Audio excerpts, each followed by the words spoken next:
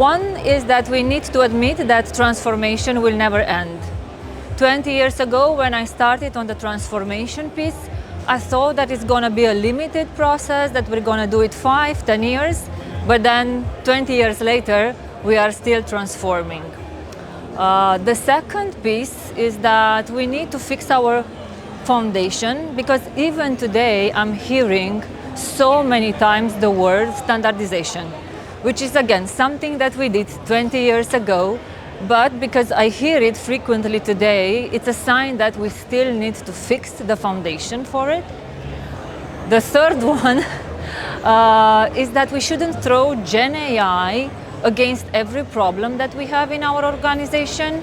I think that if we are misusing Gen AI, we will end up creating unnecessary complexities, diminish the value. So we have to have some mechanisms in place to make the right decisions and decide, is this really a Gen AI problem, or it can be something which requires an RPA transformation only?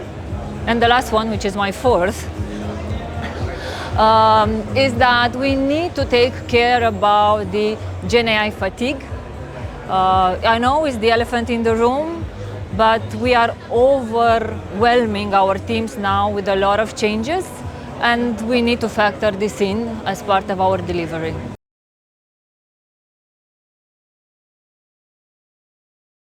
So the leadership traits that the shared service center leaders should apply.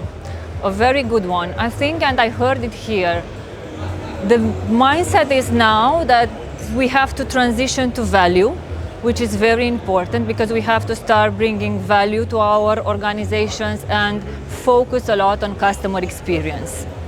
Then I think it's super critical to look at how we deal with people, because knowledge is just one click away, right? ChatGPT is your best friend today.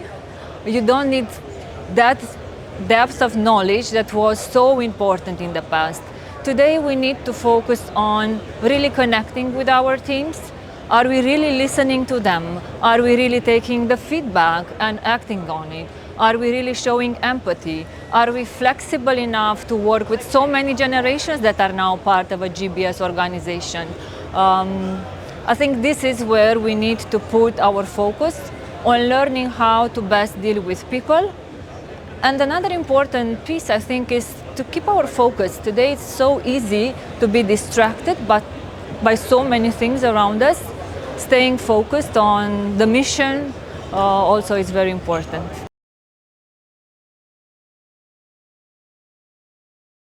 All right, so the most exciting trend I heard in Lisbon. It's something that we also are pivoting towards, and it was nice to hear that this is the trend and everyone is adopting the shift from labor arbitrage into value. And I think it's literally the right moment to put focus on the value.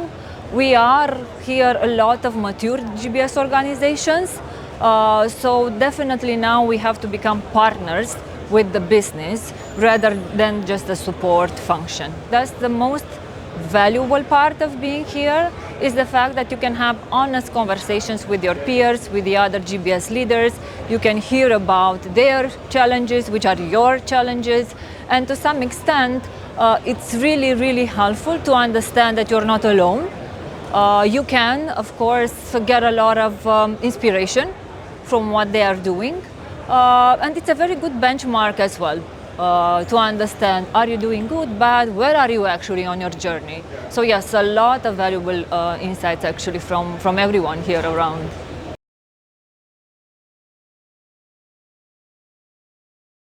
I think the Women's Dedicated Day is super important because it creates a forum for us to connect, to understand that we navigate similar challenges and to support each other. I think it was a very empathic environment, a lot of honest sharing of the challenges, both in growing in our professional careers, but also while working with technology and AI. So it's a forum in which we can find a lot of support, understanding, and also I think it should have in the future a larger male presence, because it's very important for the male colleagues in our organization to create the sponsorship, the mentoring that is required for women to have access to more senior positions, particularly in these tech, AI-driven industries where we see today a lot of male presence and dominance.